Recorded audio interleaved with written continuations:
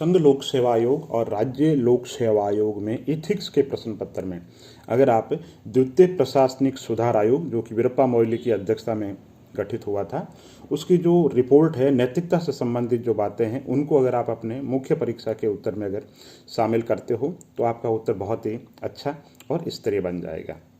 तो उस रिपोर्ट से संबंधित नैतिकता का जो चैप्टर है उसके कुछ सार पॉइंट है, जो क्रक्स है वो आपको मैं बताने जा रहा हूँ। उससे पहले मैं महात्मा गांधी जी से शुरुआत करता हूँ। महात्मा गांधी जी कहा करते थे कि महानता इसमें नहीं कि हम दुनिया को बदलें, हमारी महानता इसमें है हम खुद को बदलें।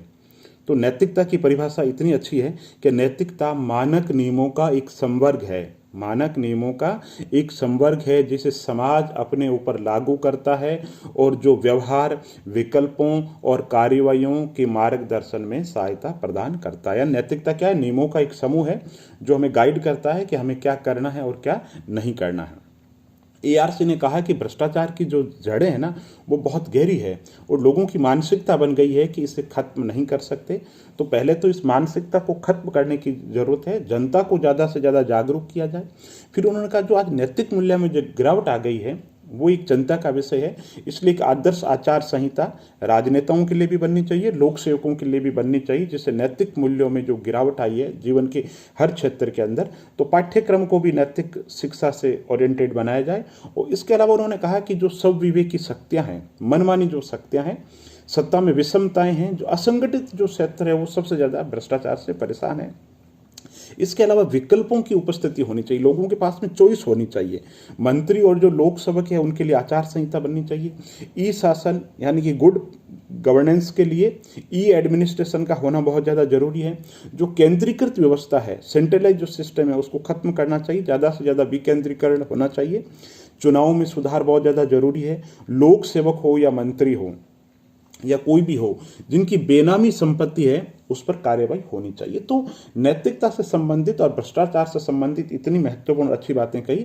और एक उन्होंने कहा DOPT के समक्ष, है ना, DOPT के समक्ष लोक सेवा बिल विचाराधीन है और बिल के जो प्रमुख मूल्य हैं वही लोक सेवकों के मूल्य है। तो आपके परीक्षा की दृष्टि से अति उपयोगी है।